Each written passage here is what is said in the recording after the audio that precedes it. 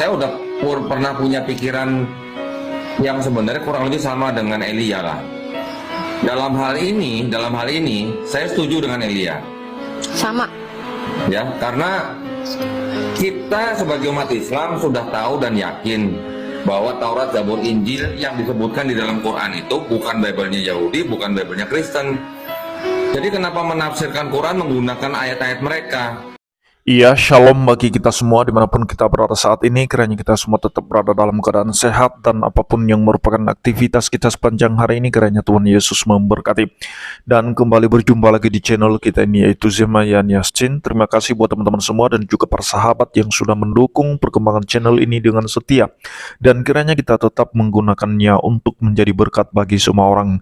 Nah teman-teman, pada video kali ini saya membagikan kepada kita semua, di mana pada akhirnya para polemikus Muslim mulai setuju dengan permohonan Elia kepada Kemenak, di mana supaya agar ayat-ayat Injil Sinoptik itu tidak dimuat lagi di dalam tafsiran Al-Quran. Dan juga Donditan itu setuju dengan hal itu, supaya jangan dimuat ayat-ayat Injil Kristen ke dalam tafsiran Al-Quran. Jadi mari kita simak videonya yang berikut ini.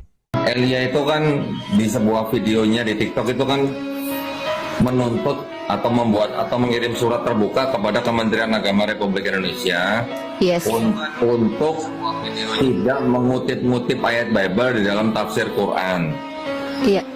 Khususnya itu ada di surat Al-A'raf, kalau nggak salah ayat 157.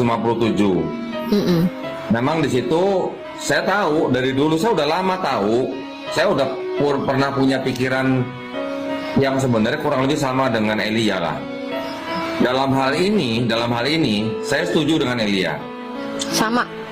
Ya, karena kita sebagai umat Islam sudah tahu dan yakin bahwa Taurat, Zabur, Injil yang disebutkan di dalam Quran itu bukan Bible-nya Yahudi, bukan Bible-nya Kristen. Jadi kenapa menafsirkan Quran menggunakan ayat-ayat mereka? Itu saya setuju. Nah, berdasarkan itu videonya Elia itu sudah saya kirim ke MUI, ya. Saya kirim ke MUI dan saya minta difasilitasi, kalau bisa saya ketemulah sama stafnya Kemenak bagian tafsir gitu. Ya. Saya pengen ngobrol gitu. Itu tanggapan dari saya ya. Kakak ini kan belajar Kristen kan, iya kan? Saya ada pertanyaan nih tentang, ada nggak di dalam kitab yang kakak pelajari ini tentang ayat yang menyebutkan bahwa Yesus itu adalah Tuhan? Ada, Yohanes 13 ayat 13. Boleh dibacakan nggak? Oke, jadi Yesus mengakui bahwa dirinya adalah Tuhan ya. Kita buka dalam Yohanes 13 ayat 13. Nanti kita kasih pembanding dengan Septuaginta. Yes.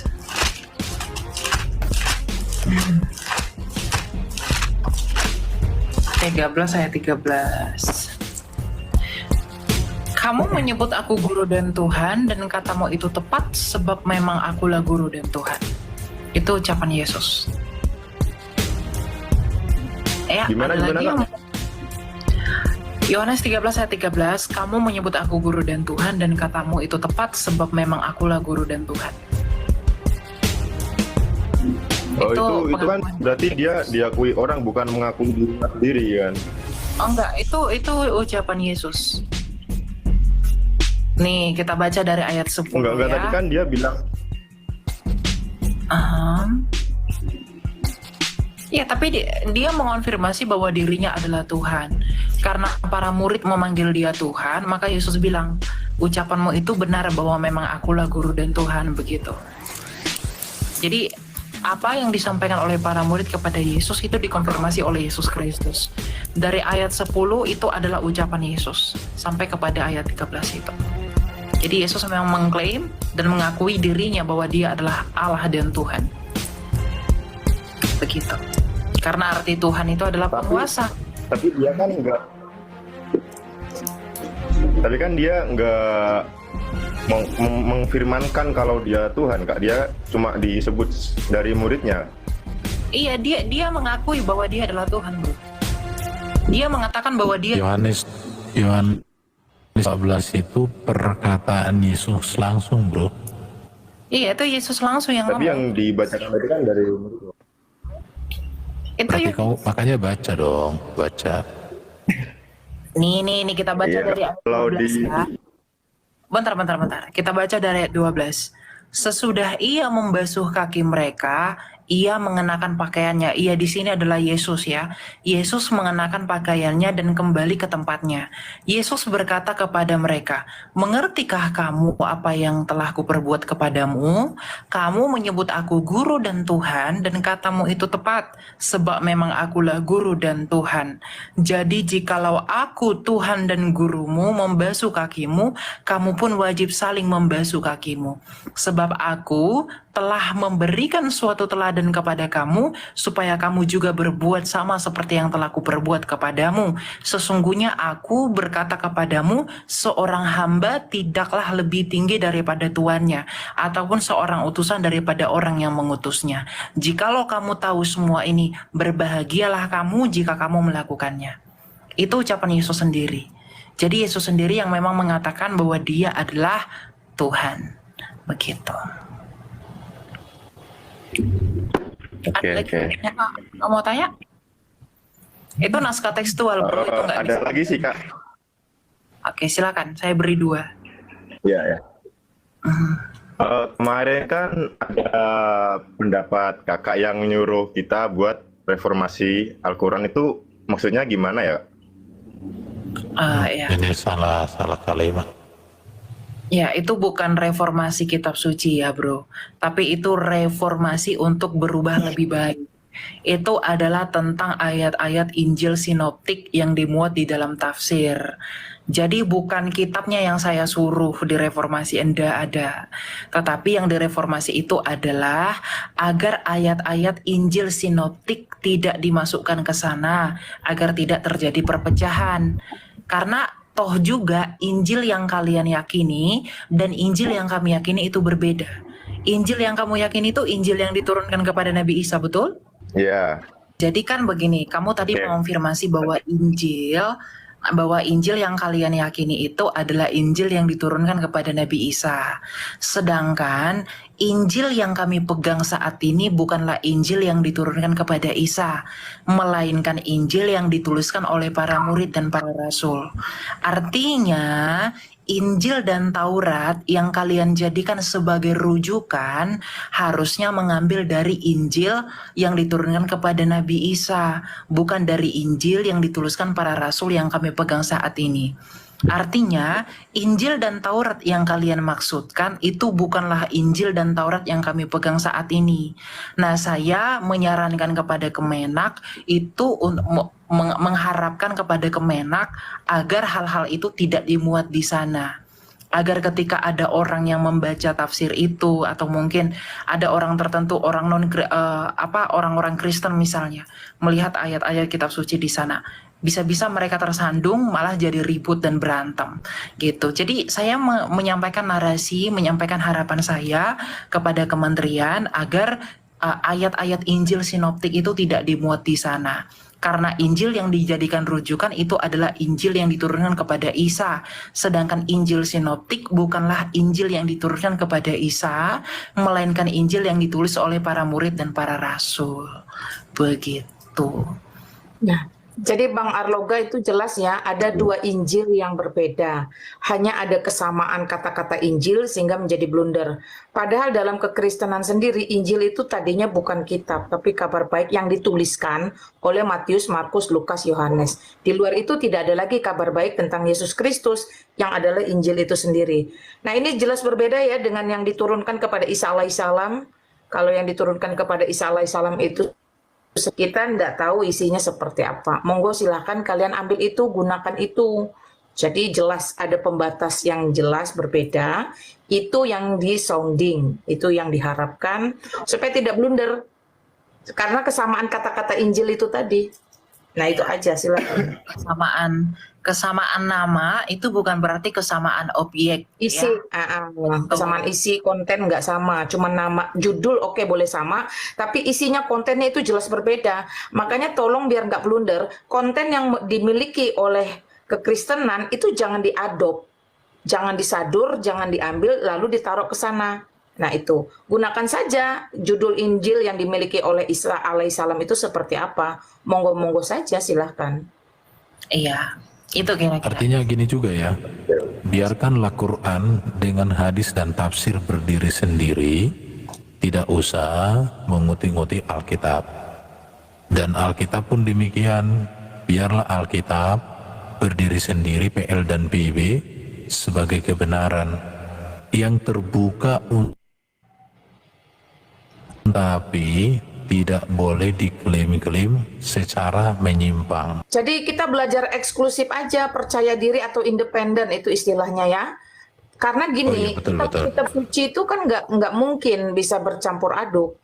Karena memang sudah berbeda ya berbeda saja. Jadi begini ya Arloga, jadi bukan revisi kitab. Karena saya pun tahu kitab itu nggak perlu direvisi. Tapi ya gimana coba nih kamu diposisikan pada hal yang sama.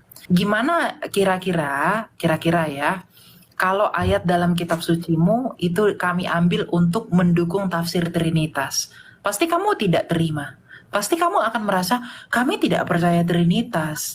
Tapi kenapa ayat kitab suci kami diambil untuk menafsir Trinitas atau untuk mendukung Trinitas? Contohnya gimana, Kak? Itu kan pemisalan. Itu pemisalan.